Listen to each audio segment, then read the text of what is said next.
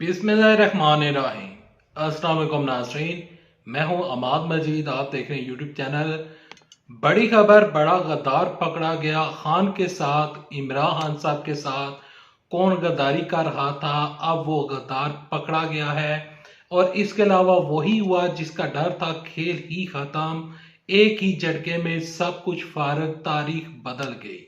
इस खबर की तफसीलात आगे चलकर आप साथ वीडियो में शेयर करूंगा, लेकिन खबरों की तरफ चलने से पहले, आगे बढ़ने से पहले रिक्वेस्ट करूंगा कि इस वीडियो को लाइक कीजिएगा, चैनल सब्सक्राइब कीजिएगा, साल नोटिफिकेशन बेल दबाइएगा ताकि जो आने वाले वीडियोस हैं आप उनको मिस ना कर सकें। आज पाकिस्तान की तारीख का एक अहम तरीन दिन था, क्योंकि आज की तारीख में सदर पाकिस्तान का फैसला होना था कि साबका सदर साबका सदर डॉक्टर आरिफ अलवी के बाद कौन सदर होगा। आज फैसला हो चुका है कि सदर आसिफ अली जरदारी वो पाकिस्तान के सदर मुंतखब हो चुके हैं। अगले 5 साल सदर आसिफ अली जरदारी पाकिस्तान के सदर होंगे।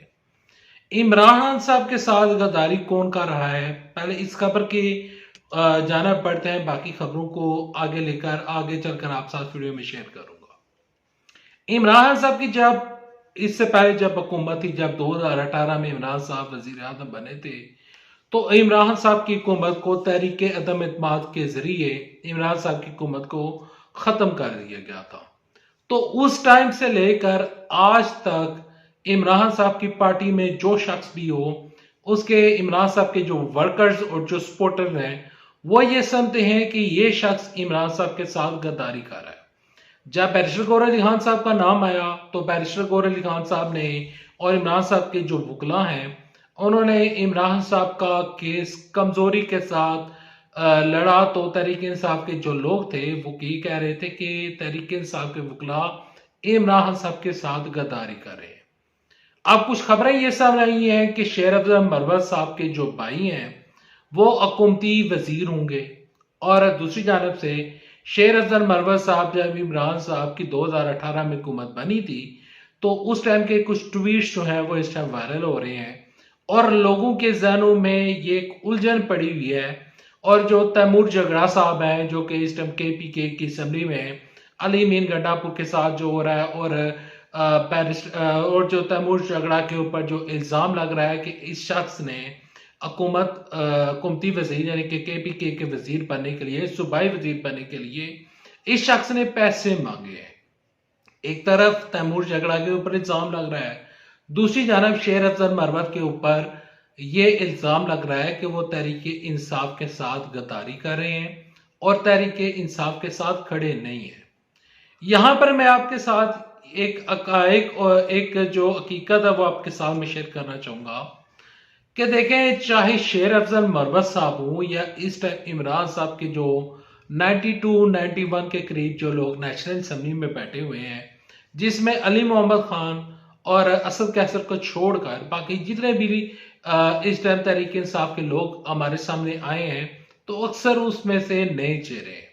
जिसमें शेर अफजल मरवत साहब जो है वो इमरान साहब के जो इस टाइम मोस्ट पॉपुलर जो भी उनके लीडर्स हैं, जो भी तहरीक इंसाफ के तर्जुमान हैं, तो उसमें मोस्ट पॉपुलर इस टाइम जो सोशल मीडिया के जीनत बने हुए हैं वो है शेर अफजल मरवत साहब।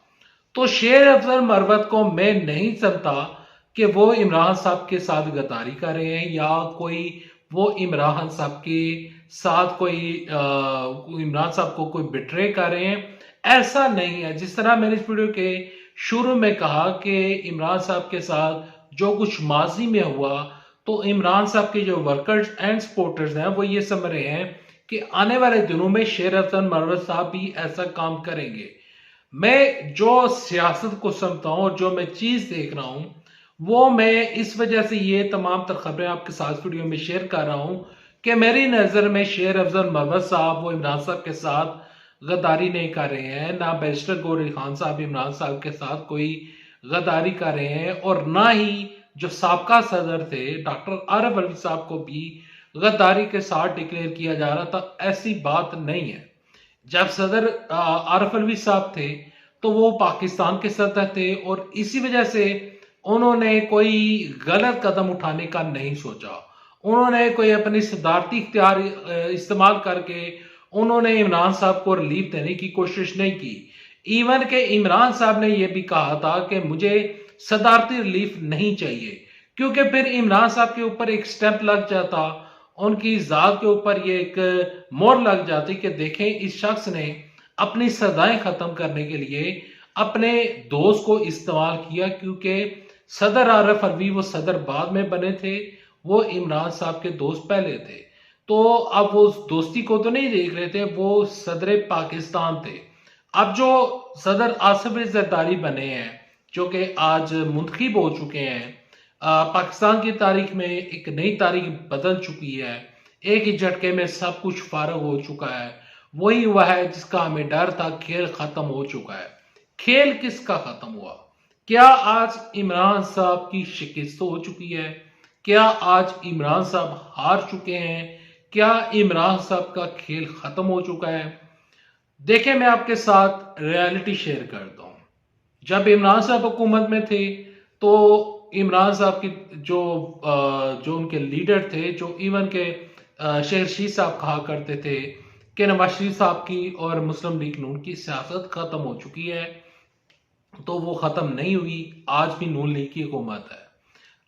यहाँ पर मुझे एतजाज अहमद साहब याद आते हैं। एतजाज अहमद साहब से जब इंतखाबी निशान साहब का चला गया था, तो उनसे पूछा गया था कि क्या आप समझते हैं कि इमरान साहब की पार्टी खत्म हो चुकी है? क्या इमरान साहब की सियासत खत्म हो चुकी है? तो एतजाज साहब ने कहा था कि देखें, जब भुट्टो का कत्ल हुआ था, जब उनको फांसी दी गई थी, जो कि अब जो मौजूदा सुप्रीम कोर्ट है उसने उस फैसले को गलत करार दे दिया है, तो बैरिस्टर एतजाज साहब ने कहा था कि इस तरह के निशानात छीनने से कोई पार्टी खत्म नहीं होती। तो आज इमरान साहब की पार्टी खत्म नहीं हुई, इमरान साहब का खेल अभी खत्म नहीं हुआ। यहां पर मुझे जो फैसल वाडा साहब हैं, उनका एक बयान जो कि उन्होंने कल दिया है, वो बयान आपके साथ वीडियो में शेयर करना चाहूंगा। फैसल वाडा साहब ने कहा है कि यहां पर ये जो हुकूमत बनी है, ये 2 साल से ज्यादा का अरसा नहीं निकालेगी, क्योंकि इस हुकूमत के सामने बड़े चैलेंजेस हैं। मैं ये नहीं चाहता कि खुदा ना खास्ता पाकिस्तान किसी उलझन में फंस जाए। मैं ये नहीं चाहता कि पाकिस्तान के जो गरीब तबका है उसको तमाम तर जो उसको मुश्किलात जो कि वो पहले ही जिन मुश्किलात का उसको सामना है, उसकी मुश्किलात में मजीद इजाफा हो। मैं ये चाहता हूँ पाकिस्तान तरक्की करे, लेकिन ये जो हुकूमत बनी है शहबाज शरीफ साहब की और आसिफ जरदारी की हुकूमत, इनको सामने बड़े चैलेंजेस हैं। मरियम नवाज शरीफ साहबा के सामने बड़े चैलेंजेस हैं। हुकूमत को चलाना और आवाम को रिलीफ देना, ये एक बहुत बड़ा चैलेंज है। बिजली की प्राइस को किस तरह कंट्रोल किया जाएगा, गैस की प्राइस को किस तरह कंट्रोल किया जाएगा, यहां पर इसी वजह से फैसल वाडा साहब कह रहे हैं कि इनके पास ये आखिरी चांस है। अगर ये आखिरी चांस और ये जो उनको चांस मिला है, तो अगर ये इसमें कामयाब हो जाते हैं तो ये हुकूमत चलती रहेगी, वरना वही होगा जिसका फैसल वाडा साहब ने जिक्र किया है और जिसका एजाज साहब ने और शायद खान साहब, इवन के मियाँ जावेद लतीफ साहब जो हैं, वो भी हुकूमत लेने से कतरा रहे थे और उन्होंने कहा था कि शहबाज शरीफ साहब को हुकूमत नहीं बनानी चाहिए। अब हुकूमत बन चुकी है, इनके पास तमाम तर इख्तियारात हैं, इनके पास वसाइल हैं। ये वसाइल अगर अवाम तक मुंतकिल होते हैं, अगर अवाम को रिलीफ मिलता है, तो अवाम दोबारा इनको मुंतखब करेगी, बसूरत दीगर इनकी सियासत भी खत्म हो सकती है।